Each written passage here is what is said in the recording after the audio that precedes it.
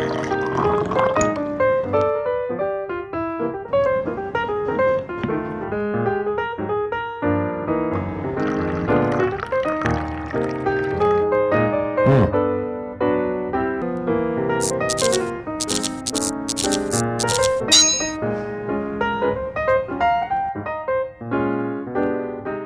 movie, video games, news, or analysis. Globally, Pakistan is projected as the center of evil, a land where darkness rules and none but the evil witches can live. And when you look within the borders, within our own selves, within our own hearts, everything is the government's fault. Even the falling stars are because of one politician or the other. And if all else fails, we can blame the unseen hand, unknown forces which are working against us. But there's always a flip side. Pakistan is not the axis of evil. Not every politician is a thief. Not every leader a fraud. Every Pakistani is not a terrorist, nor a criminal. But if you want, you can spend your evenings looking at what's broken. Or you could look at your successes.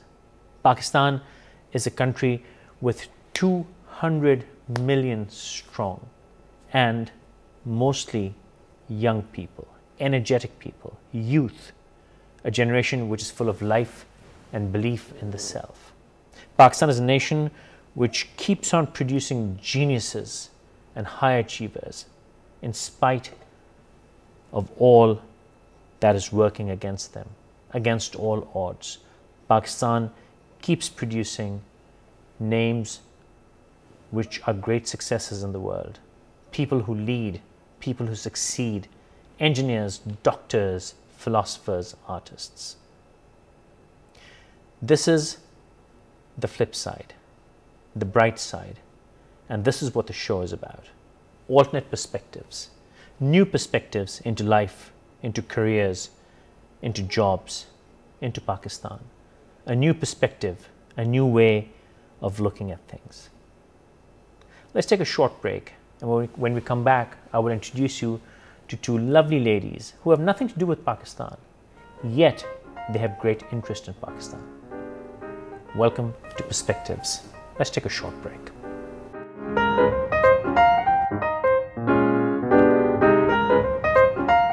Thank you for staying with us in Perspectives. It's a brand new show on a brand new TV channel, all English, and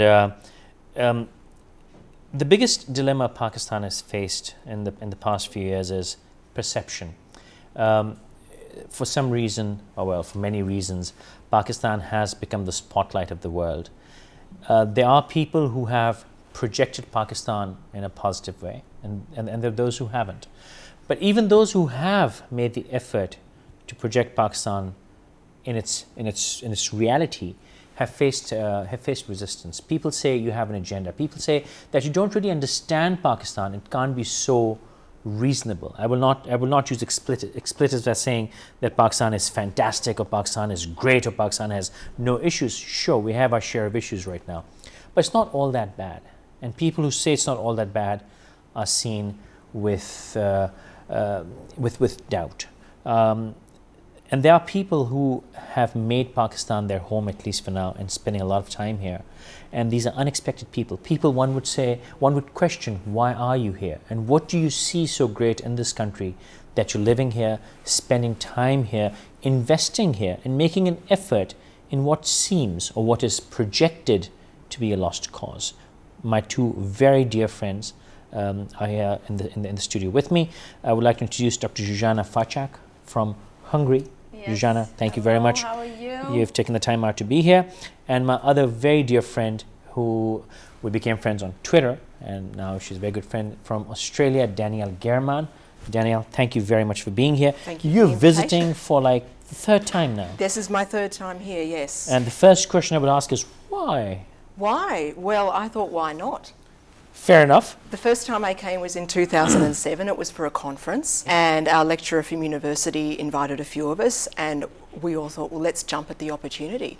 How, in other way, would we actually get the opportunity to get so close to a culture? It's just like, this is just not sort of the usual everyday thing. We would have the opportunity to stay in people's homes. You said 2007, right? Yes, so but 5 years ago. 2007 is not one of our best years. And yet Because?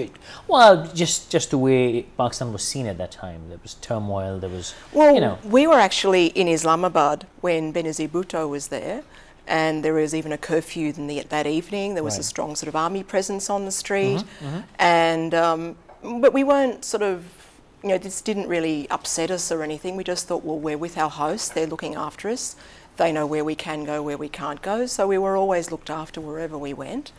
And then the curfew was actually lifted in the evening, and we all went out and enjoyed Islamabad. Okay. So And you have written a lot about Pakistan. I've and written you've quite a received bit. a lot of resistance. I'm going to come to that in a moment. But Jujana, you've spent a lot of time in Pakistan. You've traveled Karachi, Lahore, Islamabad, even beyond that. Have you faced problems which the world would say that, you know, how can somebody who looks like you, and when I say I look like you, I do not mean in a negative way, but a blue-eyed blonde running around in the streets of Karachi, you drive yourself, I know, you've got great friends, you're out running on the beach every morning. Do you face problems? How would you reflect on that? I think I tell people that if you have fear inside you, don't come to Pakistan. This is a lovely, lovely country, and the Well, thank you. people here who are really making it. And I came here because I saw a picture of the northern areas, and it was all Rehan Allahwalla's Facebook work to get me here. And it was that picture of the northern areas. When I saw that, I said, "What? This is Pakistan?" He says, "Yes." I said, "I don't believe you." I said, "Okay." I Google Earth it, and look at that. That is Pakistan. I said, "Okay, now I'm listening." And I said, "Now I want to come, and I want to see it with my own eyes, because I don't believe what other people are saying." That's exactly what after I all said. that. Exactly what I said. I thought if I believed all the media hype, I wouldn't have come Yeah. here in the first place. And I am fearless. Yes. I know that. Like you said, these don't are come the- here if you have fear, and I am fearless. Fantastic. And I found that, you know, what I can do here for humanity and for people with the skills I have, you know, it's very much appreciated, which on the Western world isn't for some reason. And then I said, you know what? I'm adding 1 and 1 together. It comes 11, because the feeling what I get as a reward for my work is more than anywhere else on the world which I got. You So- mentioned your skills. You're now the director for the Sports for Life Pakistan. Yes. And you believe sports is going to be a major role player in Pakistan's betterment and going forward. No, absolutely. I mean, let me just say the story how it all went. That I'm running on the beach, that I love to run, and the park running around and around doesn't do it for me. So, and here is the beautiful beach. I said, okay, I have to go. So my host, Rehan said, I cannot go by myself. I said, okay, so how can I make it? I don't know anybody. So I put a post on Facebook, and on a Thursday, that I'll see you on Sunday. And I had 3 people actually showed up, and then we called it Walk the Talk with Dr. Zhu. So I started to have people to come run with me, exercise with me, do yoga, meditation on the beach every Sunday, and they started to feel better. And I said, I know that exercise is one of the things which can interrupt you out of your feeling bad, your depression, nothing else to do, just to eat. So I said, this sport stuff has to come in more. It's nothing here. Danielle, you've been writing extensively about Pakistan, and I remember when we started talking in the beginning, you said there's a lot of people questioning you that, you know, what is Pakistan's not like that, you're biased, you have an agenda. Talk more about that. Well, I think everywhere. That's everywhere they say, you know, why did you go there? Like, what on earth would you do there? What is there to see there? Because the images in the West, and I think everyone pretty much is aware of this, even inside Pakistan, that the images are always of bombs exploding, or bombs being dropped, or something like always some unrest. It's never presented in a positive light. And I thought, I have been here, like you said, I have been here. This is my 3rd visit here. Some people call me their trump card because I keep coming back, because I have met so many amazing people here. I mean, the hospitality does bowl you over. And I've written, as I say, yes, I've written about it extensively, and because I'm seeing it with my own eyes. I'm telling you, it's not all bad. Like you said before, there is some unrest and there are some protests organised, around the city, but that can happen anywhere. Okay, but beyond the hospitality and beyond the niceness of people and the great food, do you think the Pakistani people themselves hold good potential or not? And I think and what's holding them back? I think they're very resilient. I think so many people are doing so many good things for this country. I spoke to a friend the other day. She's becoming involved in DIL, which is Development in Literacy program. Right. There are so many people doing wonderful work here. There's even a colleague of Dr. Jou's, Muntazir Mahdi. Yeah. He speaks, I believe, all around the world, if I'm not mistaken. And he's a representative of Pakistan. He presents a positive face of the country. I think there are so many people doing some good work here. Okay, you said Pakistan's not represented well in the media. You have a lot of expatriate It's friends. represented very poorly. Now who's negative here, me or her? Please make a bear witness there. A lot of Pakistani expats. I mean, you live in Sydney.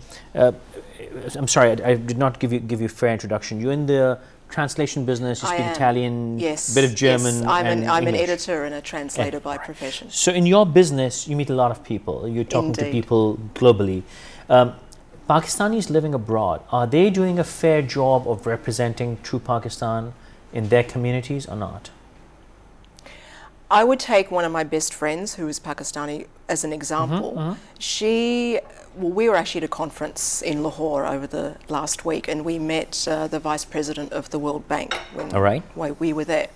And we got talking to him. He's involved in a project called SOS, which is an orphanage in Karachi. That's a phenomenal project. Right. And next time she comes here, she wants to go to the orphanage and donate her services and her time. She's a strong believer in children and their potential and how that can be exposed and brought out. And I guess some children, if you're an orphanage, they might be from a slightly marginalised background or from obviously some sort of disadvantage has happened to them somewhere along the way. But so she wants to try and contribute. Yeah. So that's like I'm talking on a personal level with a personal friend of mine. Generally speaking, Pakistanis all over the world that you come across, I know you've met Pakistanis in Malaysia, in Singapore, Pakistanis in Australia and Singapore. They're Do you think they're doing a fair job? in their hearts, they're still Pakistani. Yeah, but are they doing a fair job at representing the right Pakistan, or do you think they need to do more? I think so, because they have welcomed me into their homes and their hearts as a non-Pakistani. I've been here attending weddings through mutual friends from Sydney. So would it be fair to say, if it hadn't been for these Pakistanis that you met out of Pakistan, that you would have been encouraged to come to Pakistan? I would agree with that, yes. So they have done the job in encouraging you to come out here and I would say so, yes. And other people that I've met along the way personally, but yes, I would absolutely go along with that.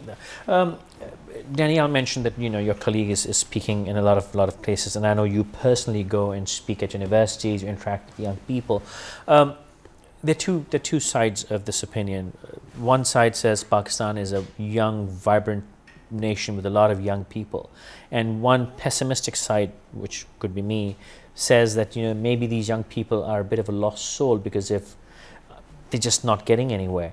How do you see the young people of Pakistan, and in terms of their potential going forward in their careers and them representing Pakistan in the world? How do you see that? That is a really, really good question, because the numbers will speak for you. 65% of your population is under 25 years of age. You can't not diss that as it is. And yes, they are lost. And the reason why is because some of the things which they are coming from home, the proper support, the mindset which is needed today is the mindset that you need to have 5 careers, not 1. So you have to get ready as a parent that your child needs to be able to choose something and then something else and something else and something else and do things parallel. It's fine if you as a mother put your kid into an accounting school. He doesn't want to go there. He wants to be an artist. But you say, okay, you can be an artist, do your accounting degree, because your accounting degree will help you to monetize your music business. And then whatever comes after. And while you are going to accounting school, you can make some money online. But that's what parents need to get ready. And this is what we are actually here. And one of the things which is very important about your youth, they very much want to give back. And that means that 80% of the country is rural areas here. You mean they're taking more ownership than maybe the last generation? Right. Is it fair to say that? And I meet more and more youth now. We have programs which is one of the programs. It's We make a mobile phone education based phones. It's the Trian Alawala's Super Tech Foundation business, which basically he brought me here. So he has the actual sponsorship and the pride of me, you know, being here and doing all this. And a lot of kids are actually joining in, and they want to go out and actually teach kids and other adults who are illiterate for, you know, putting these videos on their phones so they can learn. So these young people are taking ownership. Yes, and then the second thing is teaching sports. So they want to be skilled to go out and actually do something. So, and teach sports to the kids. Football is the first sport which we're starting actually this way. And if anybody youth wants to get in, we're going to have a 10-hour short course to get you certified, and then you can go out to the real areas and teach football to the kids. Creating trainers in a very short turnaround. Yes, and then we're going to sponsor you with balls. You're going to have proper balls which are actually sponsored for this event and this project. So, and then a lot of volunteers for this. Okay, you said two things: proper support at home and mindset. Yes. So what you're saying is, if we take those two plugs out, those two clips out, the core material in our young is right. Yes, very much so, very much so. And if we add the sports element and the fitness activity elements to it, then you guys won't be stoppable. Well, beyond fitness, it's also teamwork, and it's also working together, it's working in tandem. What sports can teach you and physical activity teach you, all the discipline, the teamwork, the confidence, you cannot learn it behind your computer or in the desk, in the school, in the classroom. That's the bottom line. And you can see all nations which the physical activity is strong, people are very confident, and their lifeline as they are living, they all followed through being active and staying healthy. Therefore, their lifespan is a little bit spent in a lot better quality, actually. Gives you like a focus and like a discipline, as you said. Yes, discipline, very important. And that one thing is actually missing. Hanging in there, maintaining the hard work, because you give up too easily. Not you, I mean saying generally what I see. You guys, you give up too easily. I mean, you have a goal, you make a goal, and it will take some years to accomplish. You have to hang in there, you have to keep yourself busy, physically active, healthy to actually get there. So if you, look at losing weight. Like you put that weight on over years. You cannot expect yourself to take it off within days. So that means put your mind to it that for the next 12 months, it is hard work day after day after day. Danielle, Zsuzsanna mentioned alternate careers, having 5 careers. This has been a dilemma, which, you know, one of my pet peeves here in Pakistan, that we are still focused on a single career. I have to become an engineer. I have to get an MBA degree. And that's going to be your whole life. And that's going to be my whole life. Thank you. Interesting. Now, that the two facets to it. One is, this is what I'm going to learn and nothing else. I'm just going to zero in on a degree, and then I'll be stuck with this all my life. I will never deviate. How do you see that, and what would you tell the world, and what you've learned from young people across the world? Where are we lacking, and what will be that driving force that will take us beyond? I'm going to add a little more here. I believe the reason we do that is because of financial insecurity, because of economic instability in our minds. I'm not saying it's real. In our minds, we feel, right, so we feel if I got that degree, if I made my son a doctor, he will at least be able to earn a decent living. What we don't see is that we can't just keep doing that. There's much more to the world. So what will be that turning point? What do you say? Well, I think as parents always want to see that their children are, I guess, self-sufficient, taken care of, even in a monetary economic sense. I could talk about my own experience here. I reinvented myself at the age of about 30. I worked in a job that I didn't detest, but I didn't also enjoy a lot either. And I decided at the age of 30, no, it's time for a change. I need to go and follow my passion. I need to take a risk. So I did go and get a degree, followed my passion. Yes, followed my passion of language, became a poor student for years. It was tough for a few years, but then I worked my way up, and because I was following my passion, I was happy with what I was doing. I was just loving what I was doing. You switched careers, you switched... I completely reinvented myself, I think, is the That's a fantastic word, reinvention. Please, Zsuzsanna. Because this is my 4th career as I'm on. And every one of them lasted 7 years, and it was like an upward spiral. always an It's addition. the 7-year itch. Yes, we say that every 7 years your whole body is new, all your cells are renewing itself. So you need So there is to- hope for me, you're saying? Yes. So you need to be actually open that for some years, as a temporariness, things will be hard. But then again, it will open up a whole new world for you. And if you're not ready to risk that, to go through that, you'll never get It's there. the risk. It's just taking that risk, Yes. just taking a gulp and going. But you have a very I'm gonna clear do goal it. in your mind. And it is all about the perceptions, and it really is only this Yes. that I think really does hold a lot of people back. But like you said, yes, and I go back to the same thing again, that yes, parents do want to see and that's only natural. A parent wants to see their child, happy in that sense that they don't want to struggle financially, but at the same time, are they Yes, going to be struggling happy? emotionally. Are they not happy? Like, are they creating like a Yes. situation where their children are really not happy and not fulfilled, and think you have to spend at least a third of our lives working? One of the things Do you- parents Okay, need I'm going to have to interrupt you for a second. I'm short of time, but I want to continue this because you've raised interesting points. You've talked about struggling emotionally. I want to talk a bit more about that. Taking risks, I want to talk a bit more about that because it's a very, very good point, because I want you both to reflect from what you know about living here. You've been interacting with a lot of Pakistanis. Are we not good risk takers? And I know people watching out there say, who the hell are these two foreigners to tell us what to do? But you know what? I'm not telling anyone what to do. Exactly. I No, still no, want to no, clarify that. It's a new perspective. It's a Yes. perspective from someone looking at me from the outside. And I'm looking at myself in a mirror. I can't see all my I won't even use the word flaw. I can't see all my possibilities. So somebody else can come in and tell me my possibility. So I want to Your potential. Exactly. So I want to take some more time on struggling emotionally, taking that risk, and moving forward out of that line which has been laid down for us by our parents in goodwill. They've not done anything bad. They've done a good job. But yeah, maybe with the changing world, we need to do more. Let's take a very short break and like talk to both these lovely ladies for a bit more. Stay with us.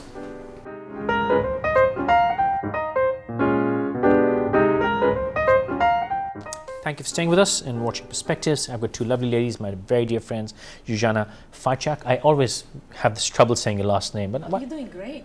thank you very much. Finally, that's a positive comment from you for me. And Try Dan, my surname. oh, that's easy. Danielle Gehrman. Oh, that thank I you. can do. Thank you very much for both of you for being here. Zuzana, you mentioned that struggling emotionally. We do struggle with survival. We do choose careers, and I could speak personally because this is probably my 5th career. What my parents taught, and may God give them health and long life, they did a fantastic job. But that's not what I wanted to do when I became 25. When I came out of university, that's not what I wanted to do. So I took that risk and I altered my career. But that doesn't happen much here. We get stuck in that. Please talk more about. And as a result, we get into this continuous emotional trauma. So please comment. It is the root cause actually, because imagine if you were trusted to choose a profession by your passion, and you will study and you will put everything in it because it interests you. That's how simple as it is. Yeah, I did that. And it's a self-initiated learning, and that's a key point today for unlearning or unschooling, which is today is the style of teaching actually. Just a very quick comment I'll make here. A lot of young people self-learn a lot of things. Yes. They would learn to Yes. play guitar, People they would talk become about- programmers, they do a lot of things Look which at have a lot nothing to do with of people education. talk about was people making a being lot of money educated. because they don't have fear. All the people who were going to school, education, all that university stuff will label you in to be a good little employee. But they put fear inside you and they say, you're going to be a good little employee. You have to go out and find a job. Whereas today what we need is open box thinking people who can create jobs for themselves out of the passion, what they like to do, and it may be the first thing, the second thing, it will be evolving, but you have to trust that process. Like a slate that's sort of ripe for the Yes. drawing their own and designing their own life. And parents, And you have to something that look makes out them and praise happy. your children. If they take interest in something, nurture them, Absolutely. support them, and let them grow. But then parents are scared. They're scared that my child could be stuck without But a that's degree. their scare. Their Because personal they've fear. Been, they've been conditioned this way. So why should you put your personal fear into the child? Generation will never change. generation will change if we have fearless people doing what they like to do, enjoy what to do, and then they will be tolerant. They won't care. Like us coming to Pakistan, for example. Yeah, they won't be questioning I was us. actually saying that comment for the last that, you know, people did not have sorry fear. to steal that's your perfect, you're right, thunder. perfect, you're right. I'm going to build on that. People who did not have fear actually came out here, and you built a career here, you're working here, you're doing well, you're coming here. When we talk about parents, I would like to make a negative comment that we also have to see that our formula of getting a degree and pursuing that isn't really working. If it was such a great formula, we wouldn't be having this conversation. The fact that we're having this conversation means it's not working. So we need to go to plan B. Jana, living here, Dan, I'd like your comment first. You've talked to a lot of Pakistanis online. You interact with Pakistanis all the time. Where do you see the potential? Where do you see that this generation, which is really vibrant, huge potential in this generation, where should they be going? What do you think you feel that, you know, this is where they're lacking, this is what, that extra icing that they need to have? I think exercise is a great tonic, like you say. I think trust themselves. Trust themselves. And it's like you were saying before, it's not just about formal education, degrees, and that sort of formality of life. It's self-education as well. It's opening your mind to even difference and tolerating tolerance. Okay, I'd like to talk about tolerance a bit, that anything that's different, I mean, it's not something to be feared. You know, like the fear of the unknown. If I hadn't have come to Pakistan, you know, that was the unknown. To be celebrated. It's, yes. So when you say tolerance, shed more light on that, because immediately that word raises a lot of red flags, and I want you to in this country clarify. or in general? Generally, I would want you to speak more, because that's not what you're referring to. You're referring to different kind of tolerance. Maybe I am. What sort of tolerance are you Well, I'm talking about one tolerance is where if you say something, I would just beat you down. Immediately disagree. The other with tolerance is where you say something which I may not understand, I'm talking and I get all defensive about it. About more on a macro level of tolerance generally in society of difference. For example, if I want to worship that statue at the one end of the street and the other person, my neighbour, wants to worship that statue at the other end of the street, so be it. It doesn't mean that that person's a bad person necessarily. I'm talking about general tolerance of just difference. And I've got a perfect example of that. A friend of mine who they are Muslim, on Christmas Day, the 25th of December, which is Qadi Azam's birthday, I believe. We went to the Christian neighbourhood because her home help is Christian, and so we had a Christian celebration for Christmas time. And because she likes to show her children how other people celebrate various occasions. So it's exposing them to another side of just humanity, and there's nothing wrong with it. That's what that's what I'm trying to say, yes. I fully agree with that, Jana. It is so great how you look at a person and what is tolerance and what is necessary in order to step there and say, what do you mean? Instead of getting defensive, say, what do you mean? Please explain. Now, to me, as a coach, it means that you are a well-rounded, self-worth, high self-esteem, high self-confidence person. Taking value in yourself. And it comes that basically you feel that you are a valuable person and you deserve it. So if you are deserving, you know that you are a unique person. So what's wrong with another person having a different, point of view or perspective? Or what is your job, basically, to look into that?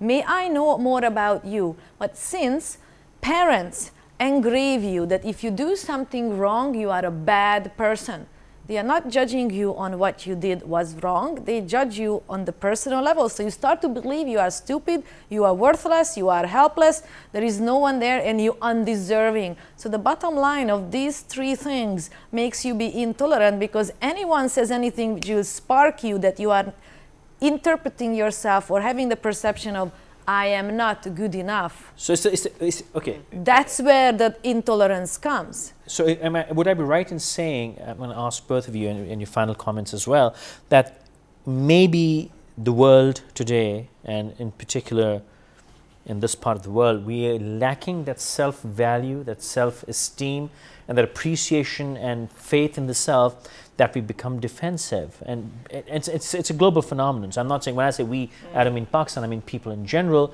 And the moment they see an opposing opinion, The wall goes the up. wall goes up. So self-value, self-esteem, seeing yourself, your self-worth will solve this time of war and chaos that we're living in. Well, there's about That's a five huge, broad questions question. there. Okay. I've taken it to too many places, I know that. That's just maybe, that's the wall's just gone up then. So you know what I would say there? Because- Confidence and arrogance are two different things, and you need to be able to differentiate Good between point. the two. But And arrogance is coming from... confidence and A arrogance. confident person can stay quiet and be strong and listening. An arrogant person will seem strong, very loud, and very up in your face. But That's really not weak on the confidence. inside. Very weak. That's just a shelf. That's See, a the defensive mechanism. inside, Facade. yes, the defense. And that is what's causing all the wars in the world, may I say, Yes. other than the lust for whatever other things. Need But love. Make love, not war. They just need a lot of hugs from home. And if parents would be loving their children in a way, support. I mean, come on, if you look at biologically, what you really wanted, I mean, that baby was 9 months in the mother's womb. And he or she was hugged for 9 Sure. months. And we can't just deprive them for the rest of their lives You now. cannot do that. So the first 7 years of the life, parents actively need to be there to nourish the child, because you installing that child with the software first 7 years. So be there. That's what. Danielle, any closing comments? I'm here in Pakistan. I've had a fantastic time here, thanks to many people, and I will come back again because I've become very fond of this country. I have some fantastic friends here. My sort of interest in the country has probably become a little bit more social, but like I say, I have written about the country, and don't believe the media hype. Jana, any closing comments? My closing comments is Pakistan is my home. So I think it should tell you everything, what I feel and what I believe about this country. Thank you very much for making this your home and being here with us. And Danielle, thank you very much for being here. And you for the we hope you'll be invitation. back very soon. Indeed, In I this will. country. Yes. My very, very lovely two friends. And what's interesting, and I want to say this especially, is that I've really met them both through the internet. Jujana has been here, so we've had the opportunity to meet a lot, but Danielle is completely off Twitter. We started interacting with each other, we started knowing each other, we've met in Singapore before, we've hung out, and she's now a dear friend, and she's come to Pakistan. The reason I'm saying this is interact, open doors, open hearts. It's an intellectual exchange. It's the world is really, really, literally at our fingertips. We can talk to anyone from anywhere and say anything. It's really up to us to say the right things, to make friends. If we just started trusting each other a little bit more, all this chaos that we're living in today would come to an end. Thank you very much, both of you. We'll take a short break and we'll continue with more conversations. Please stay with us.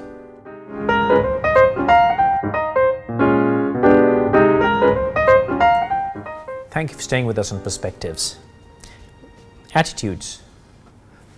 It's the attitude which can change everything.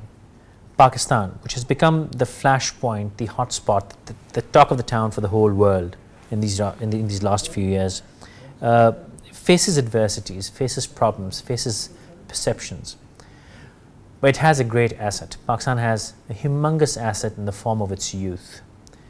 They're brilliant, vibrant, fantastic young people in this country, and lots of them. They need direction, they need hope, they need belief, and they need a promise. They need a promise with themselves, with others, and with the country. If they make the right promises, if they make the right moves, if they take the right turns, there is no reason why this country cannot be where its real potential lies.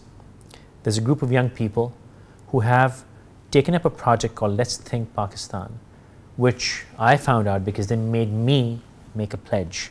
Now, my argument with them, why A, would I make a pledge? B, even if I make a pledge, how would that change me? I'm an old goat. I'm not going to change. I will not change my ways. How would that pledge change anything? Arsla Javed, another dear friend of mine, and also very active Twitterati. Arsla, thank you very much. Thank you for having me. And you've been the co-founder or the founder of Let's Think Pakistan. Yes. We'll come to that in a second. And your friend, another colleague, and also associated with Let's Think Pakistan, Maheen Ahmed. Maheen, thank you very much for being here. Maheen is a young graduate from Warwick University in politics and sociology. And Arsla is fresh out of Boston University with a degree in international relations. Arsla, international relations, a degree there, Boston University, you come back to Pakistan, and Let's Think Pakistan. You made me take that pledge. Yes. I don't remember what the pledge was. Good job. You asked me to write a pledge, so I wrote a pledge. Okay. So I don't even remember my pledge. How would that make any difference? Well, Faisal, the one major thing that's different between your pledge and a lot of other pledges is that we actually made you take it. Okay. So I actually asked you. It was a gunpoint. Yep, I'm just going to make that public. We actually made you take it. Yeah. But a lot of other pledges that we've seen, I think right now we have somewhere like 340 something pledges. Okay. And those pledges weren't made on gunpoint. Okay. Those pledges weren't So I saying the forced. gunpoint pledge is of no use. No, there are more of use if you look at it that way. Because a lot of times what happened was that people learned about this campaign. And the aim of this campaign is to get people to bet on themselves, to get young people to hold themselves accountable to do something for their country. The idea with the pledge is making a promise to Pakistan. You answer one question, what will you do for Pakistan? It's a very simple question, but it's a very weighty question. It's a loaded question, yeah. Very much so. And so when we have somebody making a pledge, you know, and it can be something very simple or something very complicated. Something as simple as saying, I'm going to turn the lights off when I leave my room.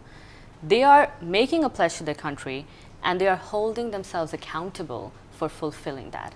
That is what we want to see in the young people of Pakistan today. Taking ownership and responsibility. Absolutely. So Maheen, is it right in saying the young people maybe are lacking that ownership and responsibility, that such a project would drive them in that direction? I would say that it can be right to say that, because a lot of the times what people do is they give that responsibility to other people, like it's not my problem that the electricity goes out, and they just complain about it.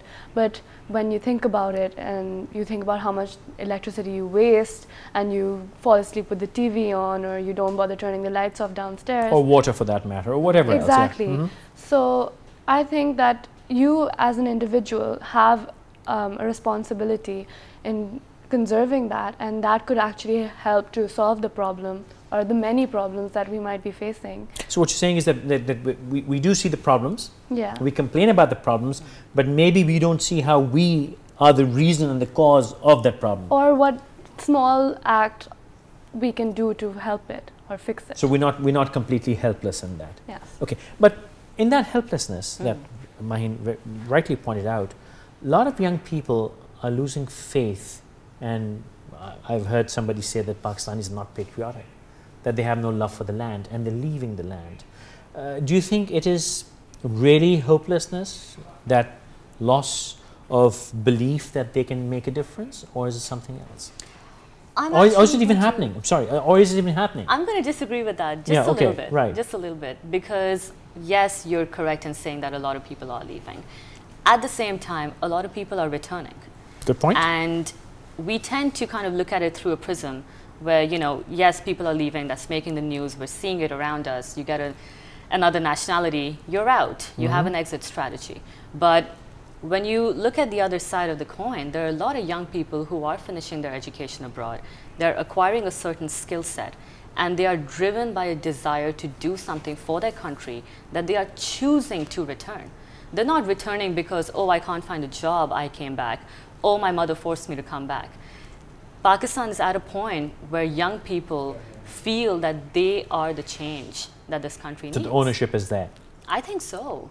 I think so. And I'm sure that's not, I know you can't make a general statement like that, but I definitely think there is that trend, and I think it is very much increasing.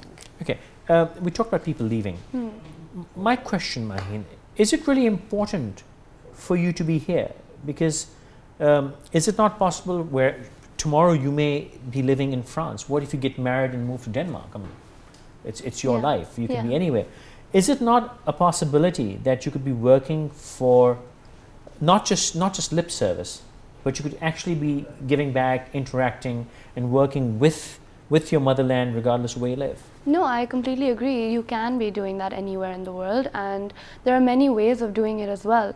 I mean, you could be sending back money for charity. It doesn't always have to involve money. It doesn't always have to involve aid. It could be just skills. Yeah, or just I mean, business. You can send back. What my interest here is that we do not have a large number of ambassadors around the world. Is it true that young people who end up leaving this country do not represent Pakistan very well, or you think I'm wrong in saying that? No, that's the whole point, that it's not just about like sending money back. Our country needs a lot from us, and part of it also includes the image.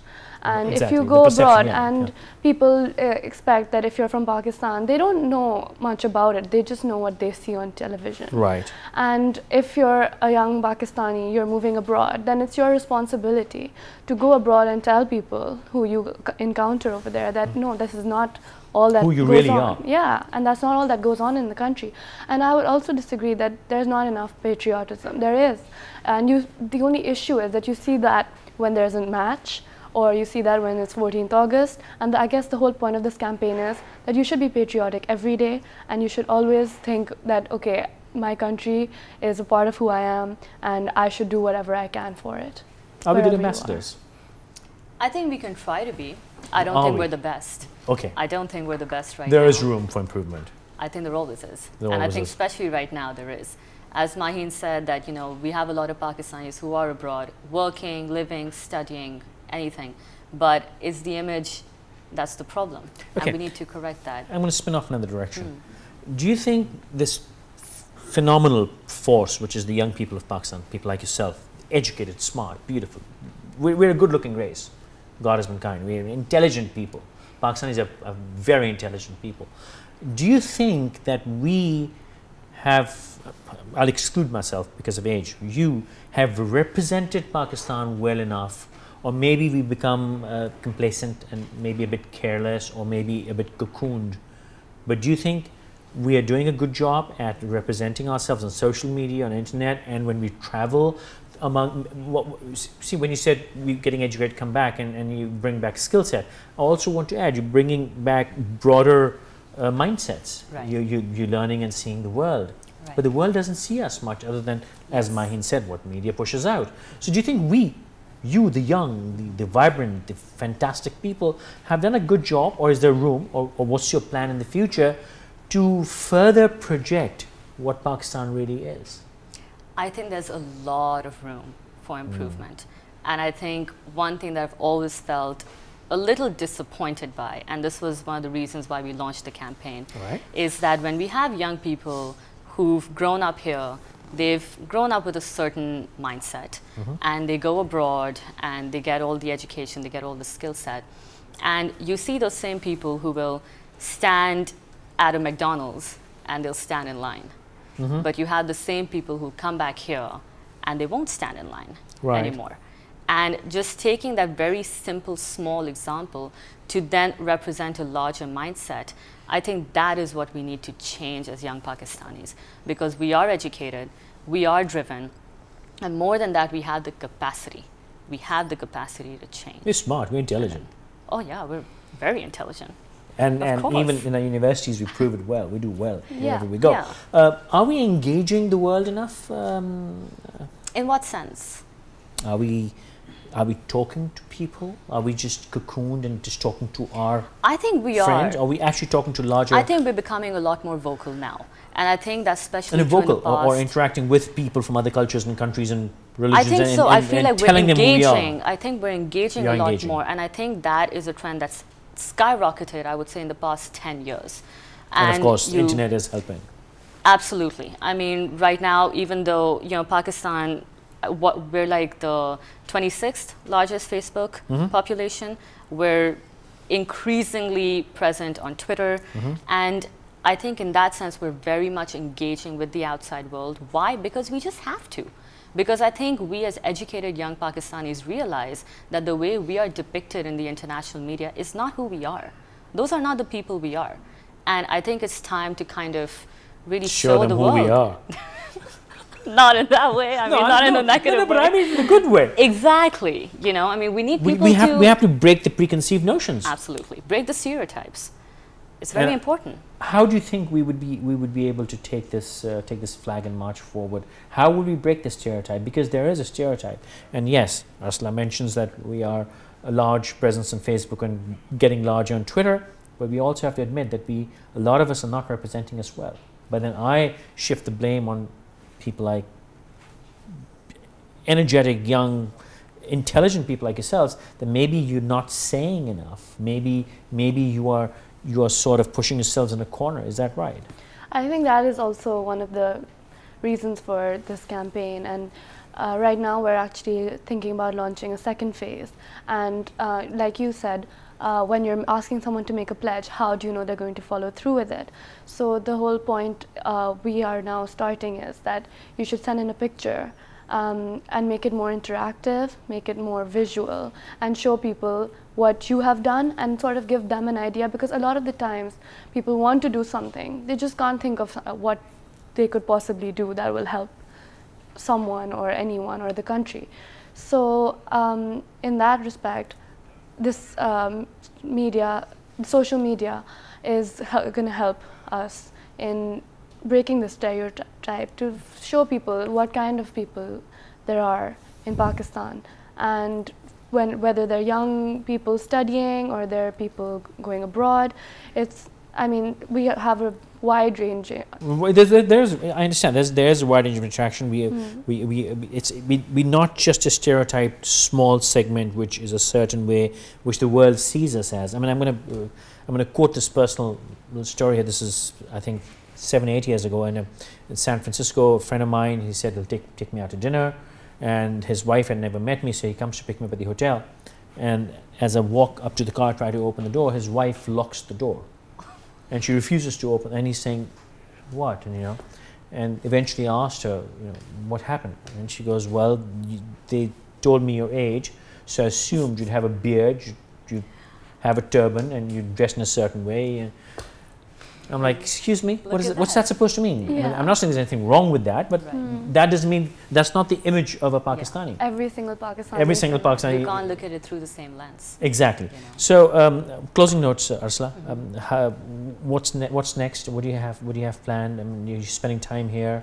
Yes, I came back last year, and I plan to be here at least for a while, hopefully for the rest of my life.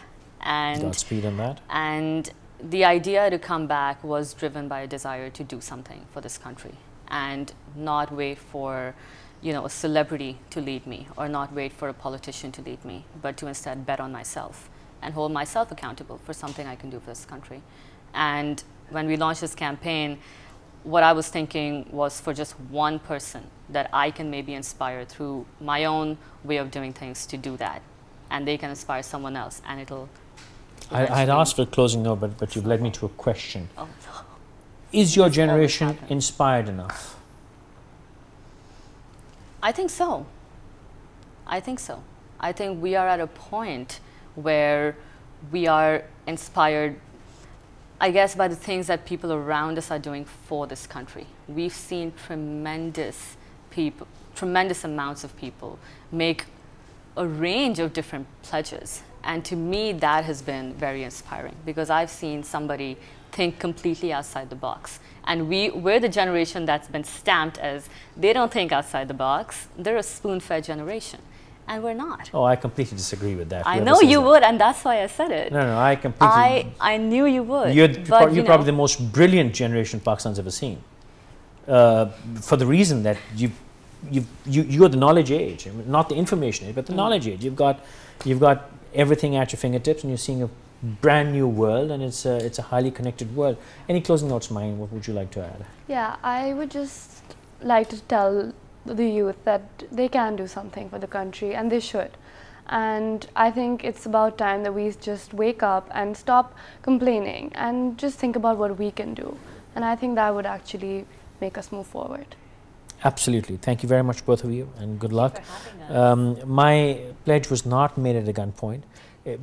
Ursula did force me, and she did pull a few strings, got me threatened by her parents, who are dear friends, to make me write that pledge, but not because I did not want to write it, but because I did not really, I was a bit of a pessimist. I didn't believe in a pledge making a difference. But when I met Ursula, when she pushed me to it, when I actually wrote that pledge, I realized that moment when you stop and write even a simple thing, I will be a better person. It makes you stop and think. It makes you realize that, God, if I'm pledging to be a better person, am I not a good person right now? Am I not better to my max potential? And making those simple pledges, making those simple promises, helps you get better, even if it does not help the whole universe. Even if the project does not have 35 billion people in it, but for you, just when I write that pledge. And it's also a promise when it's sitting out there in public. And as time goes on, somebody will remind me, hey, you wrote that on that website, on that pledge. And it's a constant reminder. It is a public acceptance of my weakness, of a mistake, and a promise to do better. These promises take us a long way. Young people like Ursula and Maheen here are the greatest asset of not just this country, but this world. Today's world, this is their world. These are the people who will take it forward. We have fought wars. We have hurt each other. We have done some bad things. We have destroyed the environment. We have killed millions of people. But we need to teach them, encourage them to be friendly, to be with each other, to understand each other, beyond religion, beyond language, beyond culture, beyond faith. We're all children of God. We're all of the same matter. We have to become friends. We have to learn and understand each other's ways. And these young people in today's world of internet are talking, are engaging. There is a discourse, and this discourse, I believe and hope, will take us to a much, much better tomorrow. Thank you both of you once again, and lots of good luck to you. And I hope both of you stay here a long, long time. Thank you for watching this Perspectives. Once again, please contact us. My Facebook ID, my Twitter handle, my email address, everything is on the screen from time to time. Get in touch if you have anything to say, if you have any interest in Pakistan.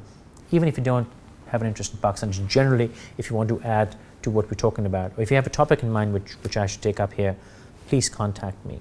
We will take you through Skype, Google Hangout, any other technology, just over a voice call. Be a part of this show. This show is about you, for you. Thank you once again, and good night.